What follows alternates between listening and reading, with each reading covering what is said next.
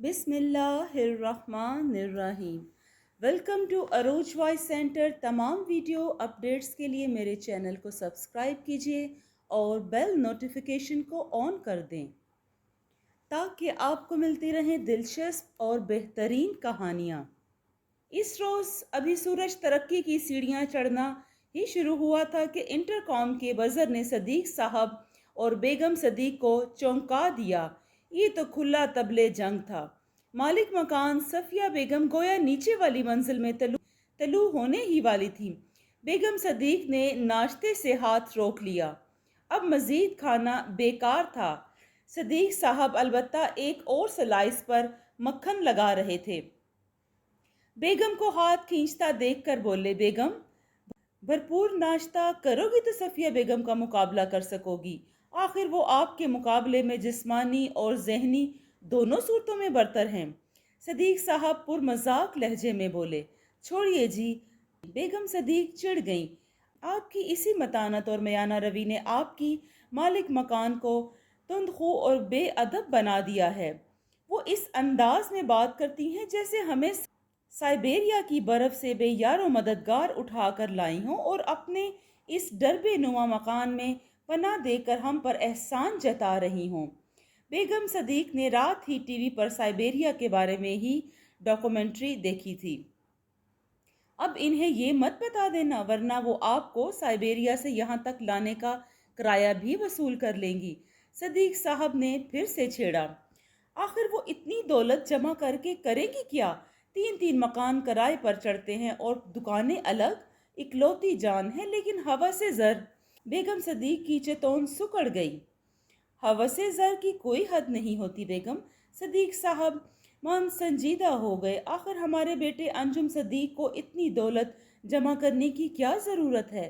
Middle asset میں وہ اتنا کس کے لیے کما رہا ہے؟ ماں باپ سے الگ، وطن سے دور کر کے کیا ذمہ داریاں ہیں اس کی؟ صرف ایک بیوی اور ایک بیٹا، اتنا بڑا کنبہ تو نہیں ہے، مگر وہ تو بس دن رات ایک کیے جا رہا ہے۔ کیا کرے گا اتنا سرمایہ انویسٹ کر کے؟ صدیق صاحب جذباتی ہو گئے۔ ان کی آنکھوں کے نیچے بے خوابی کے حلقوں نے اور بھی سیاہ ہونا شروع کر دیا۔ اگر اسے مزید سرمایہ کاری کرنی ہے تو اپنے بوڑھے والدین کی گود میں محبت کی سرمایہ کاری کرے۔ یہ قرابت اسے بادشاہوں سے زیادہ دولت مند بنا دے گی۔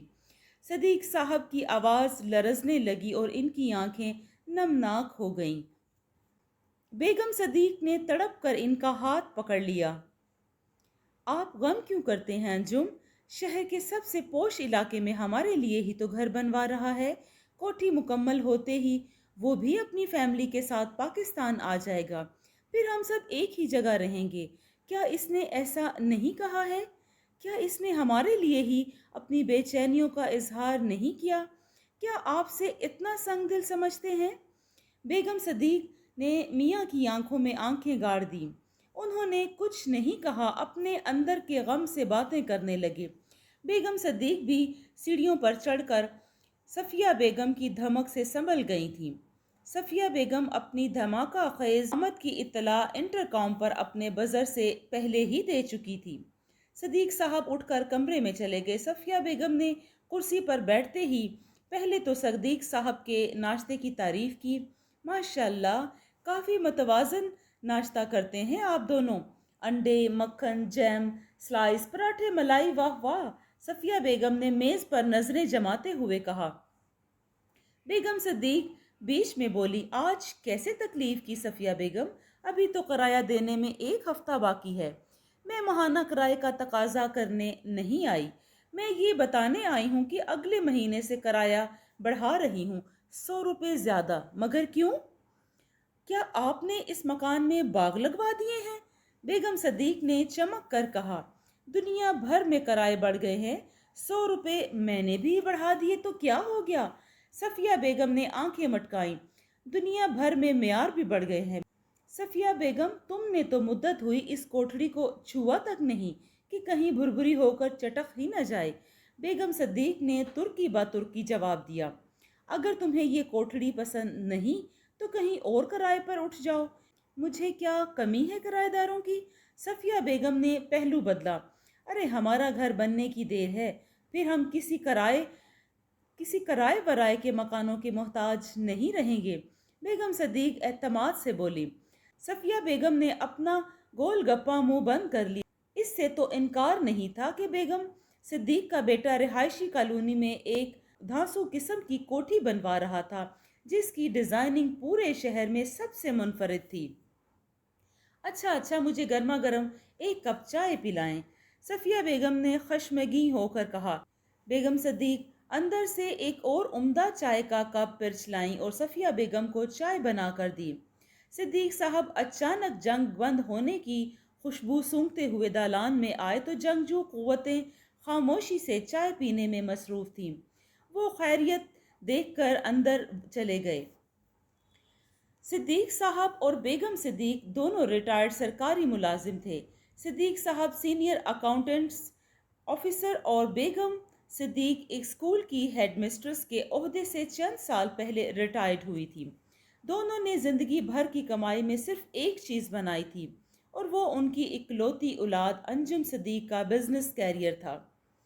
पाकिस्तान से बिजनेस एडमिनिस्ट्रेशन करने के बाद वो गल्फ चला गया था और अच्छे वक्तों में इसे एक मल्टी नेशनल कंपनी में वहाँ बहुत अच्छी जॉब मिल गई थी।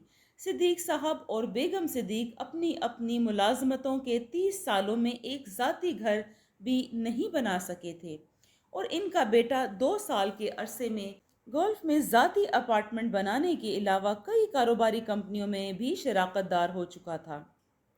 बेगम सिद्दीक ने इनकी शादी भी एक निहायत मुअज़्ज़ज़ ख़ानदान में कर दी थी। इनकी बहू नौशीन सास और ससुर दोनों को बेहद प्यारी थी और वो जब नन्ना शाहजेब महताब की तरह इनके ख़ानदान में उतरा तो दादा दादी सदके वारी हो जाते थे, लेकिन जल्द ही वो दूर चले गए। अंजुम की नौकरी का तकाजा था कि फैमिली को साथ रखा जाए। अंजुम दिल से उदास था, नौशीन भी बहुत रोई थी। शाहजेब को अलबत्ता कुछ शऊर जुदाइयों और कुर्बतों का नहीं था, वो बस जहाज़ में बैठकर खुश हो रहा था। अंजुम और नौशीन का ये तसव्वुर गलत साबित हो गया कि वतन से दूर उनकी ज़िंदगी बेरंग हो जाएगी। दिन कटेगा न रात, घर और पाकिस्तान बहुत याद आएंगे और अम्मी अब्बू के बगैर तो दिल बिल्कुल ही नहीं लगेगा। पर ऐसा कुछ भी नहीं हुआ। कुर्राए अर्ज़ अपने हर गोशे में एक ख़तरनाक कशिश रखता है। वो जानता है कि इंसानों की ख्वाहिशें क्या हैं और इनकी कमज़ोरियों को कैसे कराया जा सकता है। अंजुम और नौशीन इस नीम मगरबी खलीजी माहौल में रच बस गए। 4 बरस हो चुके थे पाकिस्तान में इनकी दीद को तरसते हुए। सिद्दीक साहब और बेगम सिद्दीक के साथ इनके टेलीफोनिक राब्ते थे, इंटरनेट मैसेजेस थे या फिर ड्राफ्ट थे जिसमें हर दूसरे माह एक खतीर रकम लदी होती थी और अंजुम की ताकीद थी कि अम्मी और अब्बू इस रकम से बेहतरीन खाना और बेहतरीन लिबास और बेहतरीन आसाइशें खरीदें। कोई चीज़ रिटायर्ड लोगों जैसी ना हो, कहीं किसी कमी का इजहार ना होता हो। ताहम ड्राफ्ट आते किराए के मकान पर ही थे और इसी मकान पर जिसमें अंजुम ने आला तालीम के आखिरी साल और मुलाजमत की खुशखबरी वसूल की थी। सफ़िया बेगम बहुत दिनों से ख्वाहिश थी कि किसी खाते पीते ख़ानदान को घर का निचला हिस्सा किराए पर दे दें। सिद्दीक साहब को इनका बेटा खतीर रकम भेजता था, लेकिन वो सफ़िया बेगम के छोटे से मकान का इतना किराया मांगने को मालिक मकान की ज़्यादती समझते थे। आखिर इस मकान में ऐसा क्या था? छोटे छोटे 2 कमरे, छोटा दालान और इसका 1000 किराया। उन्होंने जब भी सफ़िया बेगम की तरफ से किराए में इजाफे का मुतालबा किया तो एक कान से सुनकर दूसरे कान से निकाल दिया। वैसे सफ़िया बेगम किराए में इजाफे पर भी इतना मुंह भर इसरार नहीं कर सकती थी। शायद इन्हें भी ये एहसास था कि सिद्दीक साहब और बेगम सिद्दीक बड़े खामोश तबा किराएदार हैं। वो दोनों सफ़िया बेगम के लिए कोई मसला खड़ा नहीं करते। ख़ास तौर पर वो आवाज़ों के शोर से एलर्जिक हैं। खुद तो ढोल की तरह बोलती हैं, लेकिन दूसरे की ऊंची आवाज़ से इनका असाबी निज़ाम बिगड़ने लगता है। वो हाथ पांव छोड़ बैठती और दिल बुरी तरह धक धक करने लगता है। वैसे भी अकेली जान है, कोई आगे न पीछे। वो सुलझो और मुहज़्ज़ब अफराद इनके घर में एक नेमत ही तो हैं, लेकिन वो मालिक मकान असली मालिक मकान नहीं होता जो किराएदारों पर बिन मौसम की बरसात बनकर ना बरसता रहे। अभी कुछ दिनों से रमज़ान इख्तिताम पजीर होने का एहसास तेज़ होने लगा था। पूरा रमज़ान सिद्दीक बेगम ने अच्छी अच्छी अफ्तारियाँ बनाई थी। वो बेपनाह सुगढ़ खातून थी, जबकि सफ़िया बेगम का जहन कारोबारी था। बेगम सिद्दीक के नज़दीक सफ़िया बेगम एक काबिल रहम औरत थी, जो औरत होकर भी घर के रचाव से ना आशना थी। वो अपनी अफ्तारियों की सबसे ज़्यादा मुस्तहक सफ़िया बेगम को ही समझती थी, क्योंकि इन्हें कुछ भी पकाना नहीं आता था। सफ़िया बेगम ने पूरा रमज़ान खूब चटखारेदार चीज़ें खाईं, अलबत्ता इन्हें ये सोच सोच कर उदासी भी होती थी कि अगले रमज़ान में बेगम सिद्दीक अपने घर में शिफ्ट हो चुकी होंगी और इनका किराए का मकान वैरान हो जाएगा। अंजुम ने पूरा रमज़ान वालदैन से बिला नागा राब्ता रखा हुआ था। इसे पल पल की खबर चाहिए होती थी। कंस्ट्रक्शन की पोजीशन क्या है, कितने पोर्शन रह गए हैं, निगरानी करने वाली टीम कैसा काम कर रही है, वगैरह वगैरह। सिद्दीक साहब तकरीबन रोज़ ही कोठी की तामीर के मराहल देखने जाते। अंजुम ने तामीराती काम के लिए जिस पार्टी को लगाया था, वो अंजुम के अपने लोगों की थी। सिद्दीक साहब मुतमईन थे कि पार्टी ईमानदार है और काम तेज़ी से हो रहा है। वो अंजुम को फ़ोन पर सारी तफसील बताते। बेगम सिद्दीक सिर्फ इतना पूछती, अंजुम बेटा, इस ईद पर आ रहे हो ना? तुम्हें देखे हुए बरस गुजर गए हैं, बहुत याद आते हो। मैं जानता हूँ अम्मी, खुद मेरा दिल भी बहुत बेचैन है। क्या करूँ, कंपनी का मालिक छोड़ता ही नहीं। इन दूसरे प्रोजेक्ट भी कर रहा हूँ। कसम से अम्मी, सर से पांव तक धंस गया हूँ। इसका मतलब है तुम नहीं आ सकोगे? बेगम सिद्दीक रंजीदा हो गईं। अम्मी, पूरी कोशिश करूँगा, लेकिन वादा नहीं कर सकता। वैसे इस ईद पर मैं अपनी नौशीन और शाहजेब की वीडियो इंटरनेट पर रिलीज़ कर रहा हूँ। इस तरह हमारी काफ़ी मुलाकात हो जाएगी ना अम्मी? अंजुम फरते शौक से बातें किए जा रहा था, लेकिन बेगम सिद्दीक अपनी पलकों में कुछ छुपाने की कोशिश कर रही थी। अंजुम ने तड़प कर कहा, अम्मी, अम्मी कहाँ हैं?